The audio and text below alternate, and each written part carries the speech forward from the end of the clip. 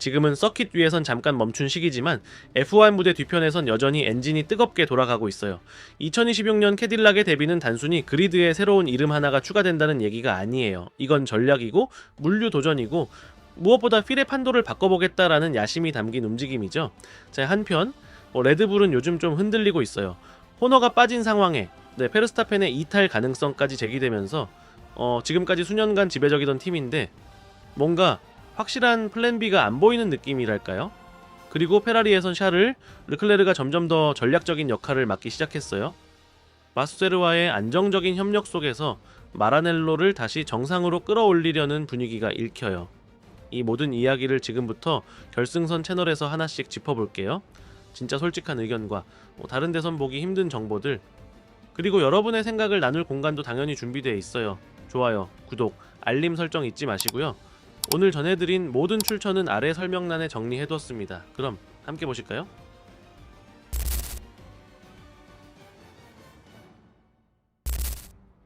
드디어 캐딜락이 해냈습니다. 그토록 바라던 F1 진출이 확정됐어요. 2026년 그리드에 새롭게 등장하는 거죠. 하지만요, 여기까지 오기까지는 진짜 쉽지 않았어요. 처음엔 안드레티가 문을 두드렸지만 대놓고 노라는 대답만 돌아왔거든요. 그러다 나온 게 플랜 B였어요. 제너럴 모터스를 전면에 내세우고 팀 이름을 캐딜락으로 바꿔서 다시 시도했죠. 우린 진심이다 라는 걸 F1과 전세계에 보여주기 위한 전략이었어요. 결과적으로 통했어요. 하지만 F1이 고개를 끄덕여주긴 했어도 약간은 이런 느낌이었어요. 그래, 들어와봐. 근데 잘 해보길? 이제부터 진짜 싸움이 시작된 거죠. 시간과의 싸움이에요. 지금 팀은 이미 60% 이상 인력을 확보했고 2023년부터 차 개발도 시작했어요. 레이스 주말을 그대로 시뮬레이션 하면서 GP를 가상으로 치러보는 훈련도 하고 있어요. 바르셀로나에서 이미 달렸다는 듯이 말이죠. 시뮬레이터, 전략회의, 성능 분석 완전 실전처럼 운영하고 있어요. 그리고 팀에 합류한 인물들도 만만치 않아요. 닉 체스터, 팻 사이먼즈 같은 베테랑 엔지니어들이 이름을 올렸고요. 그런데요, 문제는 언제나 그렇듯 신생팀이 겪는 고질적인 고민이에요. 실제 트랙에서의 레퍼런스가 없다는 거예요. 터널에서 데이터는 잘 나와도 진짜 서킷에서 그게 그대로 재현될지는 아무도 모르거든요. 그나마 도요타의 윈드 터널을 빌려서 테스트하긴 했지만 처음엔 피렐리 공식 타이어조차 없어가지고 이래저래 꽤나 애를 먹었어요. 게다가 본사가 들어설 인디아에나 공장도 아직 공사 중이에요. 2026년 최하 완공될 예정이라 그 전까진 미국과 영국에 있는 시설들을 나눠 쓰면서 운영 중이에요. 쉽게 말하면 나사 수준의 커뮤니케이션이 필요한 상황이에요. 그래서 실제로 아폴로 프로젝트에서 영감을 받아 미션 컨트롤이라는 독특한 조직 시스템을 적용하고 있어요. 불필요한 보고 체계 없이 빠르게 결정을 내리는 방식이죠. 목표는 단 하나입니다. 2026년 멜버른 개막 전에 완벽히 준비된 모습으로 나타나는 것. 근데요, 현실적으로 봐야 할 부분도 있어요. 지금 팀 내부 누구도 우린 바로 경쟁할 거야 같은 마법 같은 얘기는 안 하고 있어요. 팀 대표도 직접 말했어요. 시즌 초반에 꼴찌를 해도 괜찮다. 중요한 건 우리가 진짜라는 걸 보여주는 거다. 겉으론 겸손하지만 그 안엔 분명한 야망이 느껴지죠. 솔직히 지금은 아직 아무것도 단정할 수 없어요. 자금도 있고 준비도 철저하게 하고 있지만 이 세계에선 결국 서킷이 모든 걸 증명하거든요. 그리고 한 가지 흥미로운 포인트가 있어요. 이렇게 많은 준비가 진행되고 있음에도 불구하고 가장 중요한 한 조각이 아직 비어 있어요. 바로 드라이버들이에요. 아직 누구와도 계약을 맺지 않았어요. 하지만 이름은 계속 나오고 있어요. 발테리 보타스, 세르히오 페레스, 펠리페 드루고비치, 미크 슈마허, 여러 후보들이 거론되고 있죠. 근데 이 팀이 가장 중요하게 보는 건 경험이에요. 차를 개발하면서 팀 전체를 이끌고 동시에 성적까지 낼 수 있는 그런 사람, 생각해보면 당연하죠. 혼란스러운 첫 시즌에 루키 둘이서 하나부터 10까지 다 배우는 상황, 그건 너무 리스크가 크잖아요. 그리고 더 놀라운 건 진짜 캐딜락 엔진은 2029년에야 나올 예정이에요. 그 전까진 페라리와의 계약을 통해 파워 유닛을 공급받을 거예요. 즉 처음엔 스쿠데리아의 고객팀으로 출발하면서 미국 본사를 중심으로 장기 프로젝트를 차근차근 완성해 나간다는 그림이에요. 희망적이죠. 하지만 동시에 이건 꽤나 큰 도박이에요. 결국 중요한 건 이 모든 계획과 자원을 얼마나 실질적인 결과로 바꿔낼 수 있느냐는 거죠. 여러분은 어떻게 보세요? 캐딜락이 진짜 F1에 새바람을 불러올 수 있을까요? 아니면 또 하나의 화려하게 등장했다가 조용히 사라지는 팀이 될까요? 댓글로 여러분의 생각 들려주세요.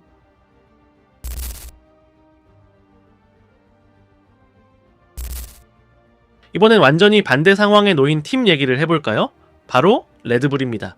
몇 년 동안 압도적인 지배를 이어왔던 그 팀이 지금은 흔들리고 있어요. 그리고 그 원인 중 하나는 내부에서 벌어진 꽤 심각한 실수일지도 몰라요. 크리스티안 호너 아시죠? 그가 결국 팀에서 물러났어요. 버니 에클스톤 맞아요. 그 버니. 그가 말하길 이 사태의 핵심은 넘버2의 부재였다고 해요. 호너 혼자 너무 많은 걸 떠안고 있었고 그를 도와줄 수 있는 이가 없었다라는 거죠. 네, 그리고 이건 비단 호너만의 문제가 아니에요. 네, 맥스 페르스타펜 역시 마찬가지입니다. 즉 리카도 이후로 진짜로 맥스를 자극하고 밀어붙일 수 있는 팀 동료가 없었어요. 결과적으로 팀 전체가 한 사람 중심으로만 돌아가는 구조가 되어버린 거죠. 심지어 이런 얘기도 돌았어요. 페르스타펜 쪽에서 호너의 퇴진을 원했다는 소문까지요. 맥스 본인은 부인했지만 마틴 브런들이 했던 말이 의미심장해요. 그는 레드불 내부와 친분이 깊은 사람인데요. 맥스가 마음만 먹었으면 호너의 퇴진을 막을 수도 있었지만 그냥 놔뒀다고 했어요. 결국 이 모든 상황에서 가장 뼈 아픈 건 플랜 B가 없었다는 사실이에요. 호너가 나가면 누가 그 자리를 채울 수 있었을까요? 팀 내부에선 오랫동안 함께 해온 조너선 휘틀리를 후보로 생각했지만 이미 그는 아우디 프로젝트를 이끌기 위해 팀을 떠난 상황이었어요. 그 타이밍이 더 기가 막혔던 건 바로 그 주에 아드리안 유이마저 팀을 떠났다는 거예요. 이쯤 되면은 아무리 강한 팀이라 해도 내부 균형이 무너지면 얼마나 쉽게 흔들릴 수 있는지를 보여주는 사례 같죠.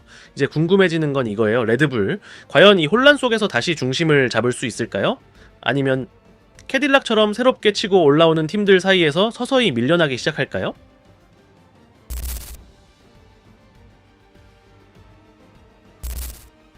샤를 르클레르는 지금 장난할 기분이 아니에요. 자, 최근 인터뷰들만 봐도 알 수 있어요.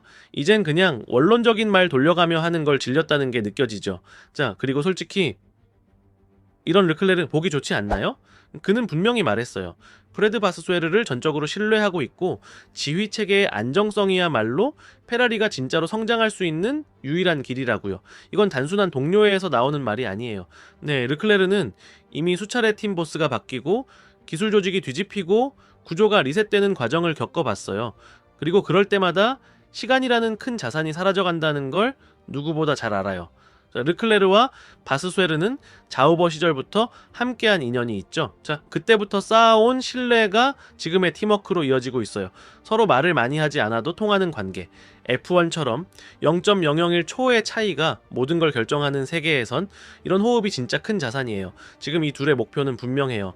방향을 맞추고 집중을 유지하고 단단한 기반을 하나씩 쌓아나가는 것. 그런데요, 이들 앞에도 분명히 장애물이 있어요. 바로 맥라렌입니다. 르클레르는 맥라렌에 대해 아끼지 않고 칭찬했어요. 2025년 맥라렌의 수준이 2023년 레드불과 맞먹는다고까지 했죠. 이건 정말 엄청난 발언이에요. 그리고 사실 말이 돼요.